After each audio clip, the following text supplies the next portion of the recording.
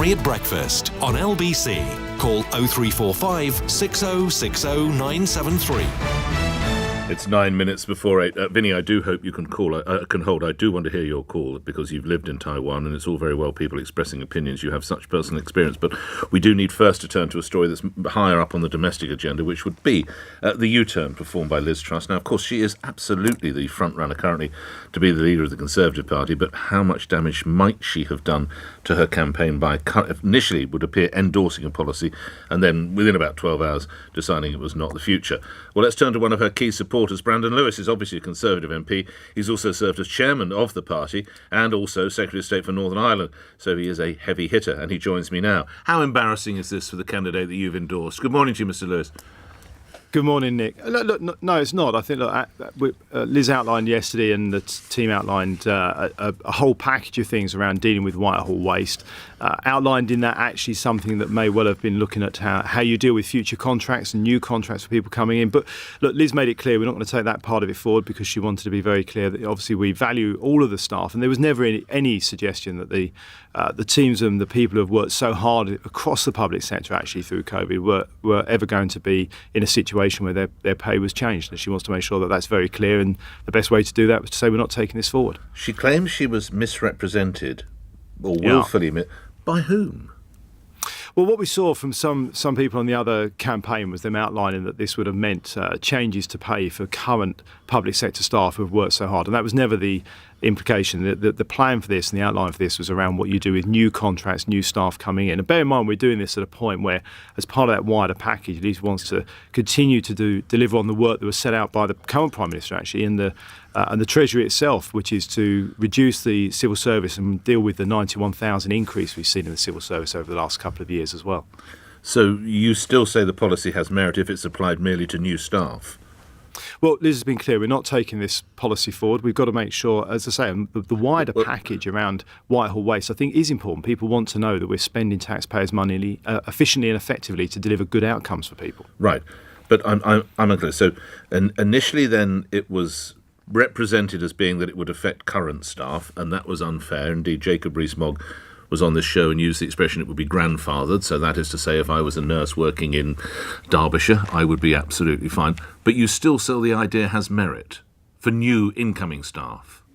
No, we're not. No, Liz has been very clear yesterday. This was the point she made yesterday afternoon. We're not taking this. Is not a policy that's going to be taken forward. So why did she ever put it forward? Well, as I say, it was part of a package of things to deal with Whitehall waste. Look, we've seen, obviously, one of the things But this isn't the first time she's supported this, Mr. Lewis, is it? As Rishi Sunak's team has pointed out, when she was Chief Secretary to the Treasury back in 2018, she was supporting a plan such as... So for 4 years, she's nursed this ambition to cut pay. Well, with the best will in the world, you say Rishi Sunak's team. This is Rishi's team have sort of said you can't reduce taxes, and now they're saying they will reduce taxes, although they want people to wait 7 years for it. They've flip-flopped around on the Northern Ireland Protocol, on taxes, on energy, on education, about 8 or 9 different things we've seen in the last couple of weeks. Liz yesterday set out a set of policies, as I say, a package of things to deal with Whitehall waste. One part of that, she's been very clear, we're not going to take forward. What level of consultation went into this prior to it being announced? Well, look, as I say, we're during a leadership campaign. People are outlining policies that they think can work and they want to take forward. And as I say, we've seen from Rishi's team 8 or 9 different things. So, in terms what of level of consultation went package, into this? Well, you can argue the whole of the leadership campaign is a consultation process with our party members. As I say, Liz has been very clear with this particular policy. That part of it, she's still determined to deal with Whitehall waste, but that particular part of it isn't being taken forward. But why is it necessary, more broadly, Mr. Why does it have to be another day, another policy? I note today we'll hear from your candidate, Liz Truss. She's going to order a review into whether failing to pay for a TV licence should be a criminal offence and therefore you could go behind bars. So that's it. What's tomorrow? Free apple pie for everybody 75 and below? Where do these policies end?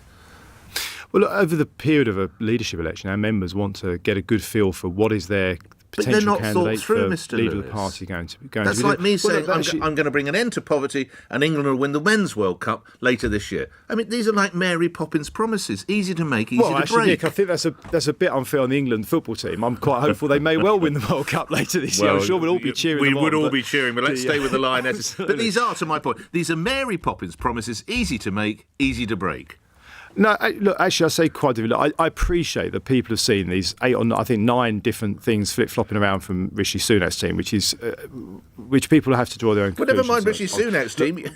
Your candidate yesterday was trying to cut the pay of nurses in the north. Well, no. Let's be clear. That's something she was never suggesting. Incoming. That's absolutely clear about New that. nurses.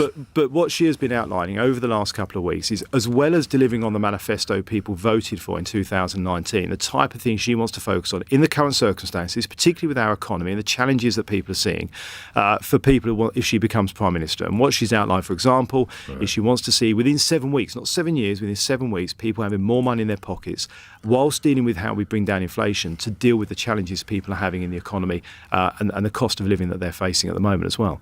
Lastly, you are, in terms of intellect, a Conservative heavyweight. You chaired the party, you were Secretary of State for Northern Ireland, you've had some tough briefs.